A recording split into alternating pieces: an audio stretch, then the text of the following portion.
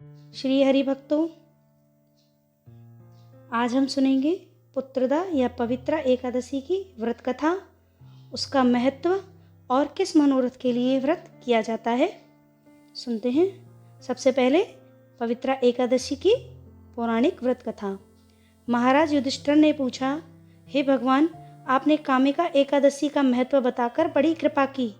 अब कृपा करके यह बतलाइए कि श्रावण शुक्ल एकादशी का क्या नाम है, उसकी विधि क्या है और उसमें कौन से देवता का पूजन किया जाता है। मधुसूदन कहने लगे कि इस एकादशी का नाम पुत्रदा है। अब आप शांति पूर्वक इसकी कथा सुनिए। इसके सुनने मात्र से ही वाजपेयी यज्ञ का फल मिलता है। द्वापर युग के आरंभ में महिष्मती नाम की एक नगरी थी, जिसमें महीजीत नाम का एक राजा राज्य करता था। लेकिन पुत्रहीन होने के कारण राजा को राज्य सुखदायक नहीं लगता था। उसका मानना था कि जिसके संतान ना हो उसके लिए यह लोक और परलोक दोनों ही दुखदायक होते हैं।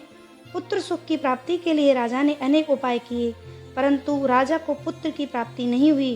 वृद्धावस्था आती देखकर राजा ने प्रजा के प्रतिनिधियों को बुलाया और कहा, हे प्रजाजनों, मेरे खजाने में अन्याय से उपार्जन किया हुआ धन नहीं है, न मैंने कभी देवताओं तथा ब्राह्मणों को धन छीना है।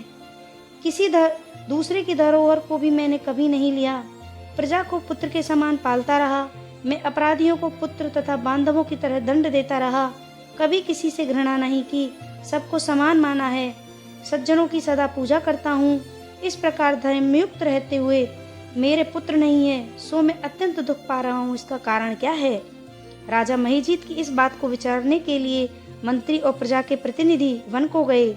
वहां बड़े बड़े ऋषि मुनियों को दर्शन किए। राजा की उत्तम कामना की पुत्र की पूर्ति के लिए किसी श्रेष्ठ तपस्वी मुनि को देखते फिरते रहे।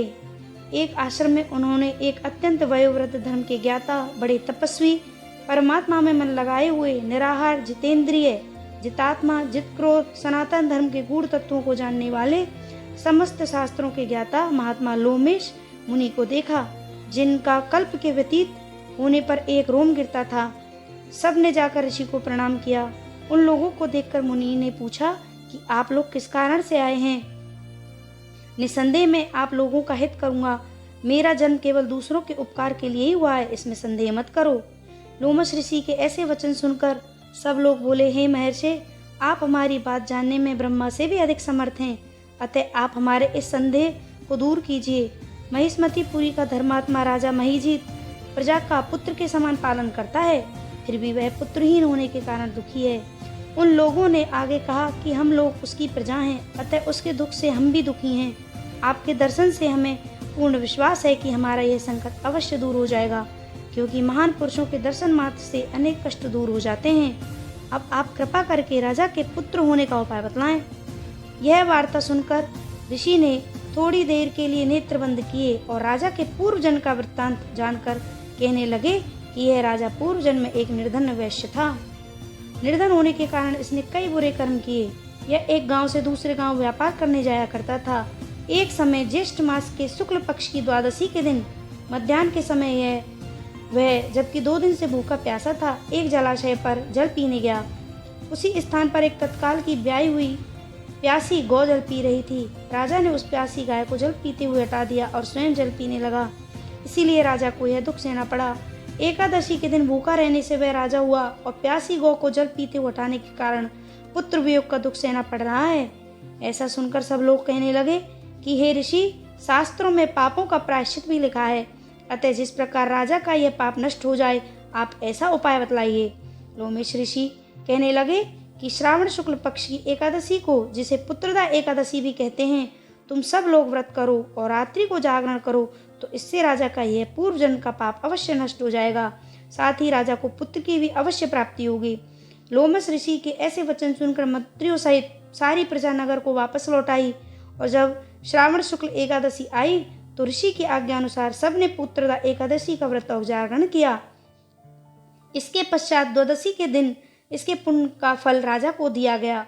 उस पुण्य के प्रभाव से रानी ने गर्भ धारण किया और प्रसव काल समाप्त होने पर उसे एक बड़ा तेजस्वी पुत्र उत्पन्न हुआ। इसलिए राजन, इस श्रावण शुक्ल एकादशी का नाम पुत्रदा पड़ा। अतः संतान सुख की इच्छा हासिल करने वाले इस व्रत को अवश्य करें।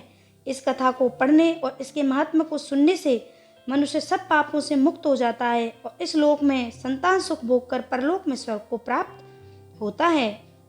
पवित्रा एकादशी की पूजा विधान। इस दिन भगवान नारायण की पूजा की जाती है। सुबह स्नान आदि से निवृत्त होकर स्वच्छ वस्त्र धारण करने के पश्चात श्री हरि का ध्यान करना चाहिए। सबसे पहले धूप दीप आदि से भगवान नारायण की अर्चना की जाती है। उसके बाद फल फूल नारियल पान सुपारी लौंग बेर आंवला आदि व्यक्ति अपनी सामर्थ्य अनुसार भगवान नारायण को अर्पित करते हैं। पूरे दिन निराहार रहकर संध्या समय में कथा आदि सुनने के पश्चात फलाहार किया जाता है। इस दिन दीप दान करने का महत्व होता है। इस दिन भगवान विष्णु का ध्यान एवं व्रत करना चाहिए। विष्णु सहस्त्र नाम का जप एवं एकादशी कथा का श्रवण एवं पठन करना चाहिए। ब्राह्मणों को भोजन कराकर दान देकर आशीर्वाद प्राप्त करना चाहिए। पवित्रा एकादशी व्रत का महत्व। इस व्रत के नाम के अनुसार ही इसका फल है। जिन व्यक्तियों को संतान होने में बाधाएं आती हैं अथवा जो व्यक्ति पुत्र प्राप्ति की कामना करते हैं उनके लिए पवित्रा एकादशी का व्रत बहुत ही शुभदायक होता है। इसलिए संतान प्राप्ति के लिए इस व्रत को व्यक्ति को विशेष रूप से रखना चाहिए, जिससे उसे मनोवांछित फलों की प्राप्ति होती है। श्री हरि जय हो भगवान, जय हो।